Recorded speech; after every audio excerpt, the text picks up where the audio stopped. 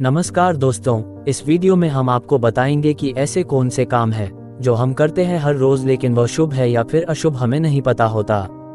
तो आज की इस वीडियो में हम वही जानेंगे कि वह कौन से काम है। तो चलिए शुरू करते हैं आज की यह वीडियो। 1. चाकू। चाकुओं के विषय में एक धारणा यह है कि यदि मेज पर उन्हें क्रॉस करते हुए रखा जाए तो अशुभ होता है। माना जाता है कि यह झगड़े की नीयत का अद्योतक है। इसी प्रकार यह प्रथा है कि चाकू और कांटे को मेज पर साथ साथ इसलिए रखा जाता था कि कोई घर के मालिक से झगड़े की नीयत या आशंका न करें। ये भी माना जाता है कि टोस्ट पर मक्खन चाकू से नहीं लगाना चाहिए। ऐसा भी विश्वास किया जाता है कि यदि आप किसी से प्रेम करते हो तो चाकू को मेज पर से नहीं गिराना चाहिए। ऐसा होने पर प्रेम या सगाई टूट सकती है। यदि कोई आपको भेंट में चाकू दे तो अपशकुन से बचने के लिए आपको एक छोटा सिक्का उसे देना चाहिए। ऐसी ही प्रथा है कि लोहे से बना चाकू जादूगरनियों और दुरात्माओं से सुरक्षा का अच्छा साधन होता है और दुरात्मा को आपसे दूर रखता है। 2. दवा। ऐसा विश्वास किया जाता है कि दवा की शीशियों को इस्तेमाल के बाद फौरन लौटा देना चाहिए। एक धारणा के अनुसार यदि खाली बोतलों को फौरन वापस न किया जाए तो फिर दोबारा उनमें दवा लाने की जरूरत पड़ जाती है, यानी कोई घर में बीमार पड़ जाता है। 3. दूध। सुबह जागने के फौरन बाद दूध का दिखना अत्यंत शुभ माना जाता है। यह विश्वास भारतीय ग्रामीण क्षेत्रों में सबसे अधिक है।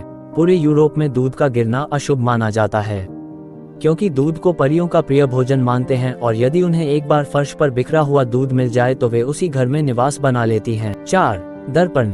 दुनिया भर में सबसे प्राचीन और सबसे अधिक स्वीकृत धारणा दर्पण के विषय में यह है कि यदि यह आपके हाथ से गिरकर टूट जाए तो कम से कम 7 साल तक संकट का समय रहता है। ये धारणा क्यों बनी, यह समय के साथ साथ धुंधला हो चुका है, लेकिन संभवतः इसका कारण ये है कि दर्पण में दिखने वाला व्यक्ति का प्रतिबिंब दरअसल उसकी आत्मा होती है, यानी दर्पण का टूटना उस आत्मा का छिन्न भिन्न हो जाना है। इसलिए व्यक्ति को कष्ट होता है और काफी समय लगता है आत्मा को दोबारा संगठित होने में।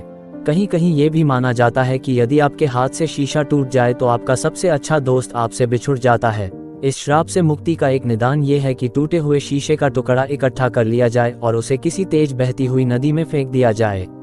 इससे संकट टल जाता है। अमेरिका और यूरोप में शीशे के टूटते ही कुछ पैसों को नदी में फेंकने की भी प्रथा है। दर्पण के विषय में ये भी प्रसिद्ध है कि मोमबत्ती की रोशनी में व्यक्ति को दर्पण में अपनी छाया नहीं देखनी चाहिए और 1 साल का होने तक किसी बच्चे को दर्पण की तरफ घूरकर देखने से बचाना चाहिए। 5. पैसा। यह विश्वास बनाए रखने के लिए कि तुम्हारे पास हमेशा पैसा रहेगा। एक पुरानी कथा है कि पैसे कपड़ों की हर एक जेब में रखो और उनमें से कुछ को खर्च मत करो। 6. सुई। यदि सुबह उठते ही मुंह से सुई शब्द निकल जाए तो अशुभ होता है और यह भी अशुभ होता है कि कोई सुई गली में पड़ी मिले जिसमें सूत का काला धागा हो। यदि सोते समय सुई टूट जाए तो माना जाता है कि कोई शादी आने वाली है, लेकिन इंग्लैंड के गांव में इसे अशुभ माना जाता है और यह भी अशुभ है कि किसी को सुई उधार दी जाए, क्योंकि यह उनकी मित्रता को कमजोर करती है। 7. तेल। जिस तरह तेल के दाम निरंतर बढ़ रहे हैं उससे लगता है कि पुरानी यूनानी कहावत ठीक है कि तेल का बिखरना एक अशुभ लक्षण है और निर्धनता बढ़ाता है। 8. फोटोग्राफ। आज की दुनिया में ऐसे भी लोग बहुत हैं जो अपना फोटो खिंचवाना पसंद नहीं करते। वे मानते हैं कि फोटो खिंचवाने से दुर्भाग्य आएगा। इस धारणा का एक कारण ये है कि चेहरे को प्राचीन काल में आत्मा का प्रतिबिंब माना जाता था और इसकी तस्वीर उतारना लगभग ऐसा है जैसे आत्मा को शरीर से अलग करना। जो भी किसी व्यक्ति का फोटोग्राफ अपने पास रखेगा या उसका प्रभाव उस व्यक्ति पर होगा, वह उसका अनिष्ट करना चाहेगा तो इस तस्वीर के माध्यम से कर सकेगा। 9. ताश। ताश की लोकप्रियता पूरे विश्व में है, फिर भी इनको कोयले की खदानों और मछुआरों में संदेह की नज़र से देखा जाता है। उनका मानना है कि ताश संकट लाती है और उस समय तो विशेष तौर से जब मछुआरे समुद्र में हों। ताश का एक लोकप्रिय नाम शैतान का एल्बम भी है, जिससे इनके विषय में जो आशंकाएं हैं उनका ब्यौरा मिलता है। इसलिए यह माना जाता है कि ताश से भविष्य बताया जा सकता है। एक अंधविश्वास यह है कि कोई भी चोर चोरी करते समय ताश नहीं चुराता। वे ऐसा मानते हैं कि ताश चुराने से भाग्य उनके विरुद्ध हो जाएगा। अन्य विश्वासों में से एक ये भी है कि ताश की गड्डी में से कुछ पत्ते जुए में बेईमानी करने के काम आते हैं। 10. रेजर। उस्त्रा। किसी दोस्त या संबंधी को उस्त्रा देना अशुभ माना जाता है, क्योंकि यह उनकी दोस्ती को काट सकता है। दुनिया भर के देशों में उस्त्रे को दुर्भाग्यपूर्ण और अशुभ माना जाता है। 11.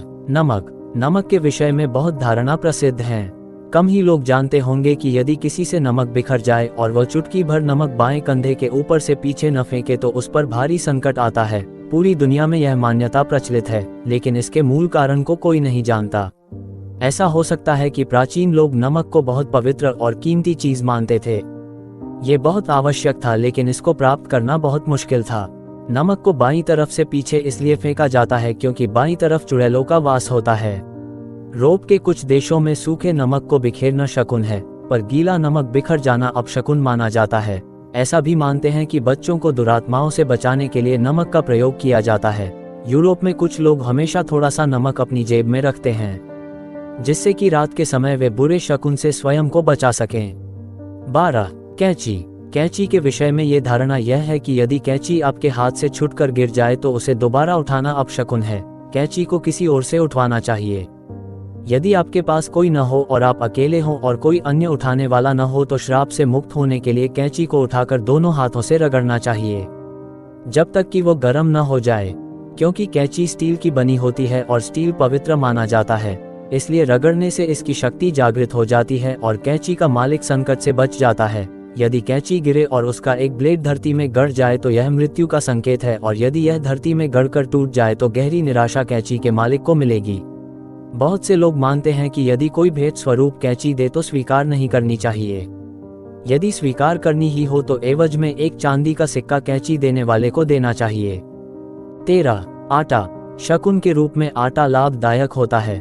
रसोईघर में गृहिणी आटा गूंथ रही हो और थोड़ा सा आटा उछले तो घर में मेहमान के आने की सूचना होती है। यह मेहमान कुछ दिन ठहर कर वापस जाता है।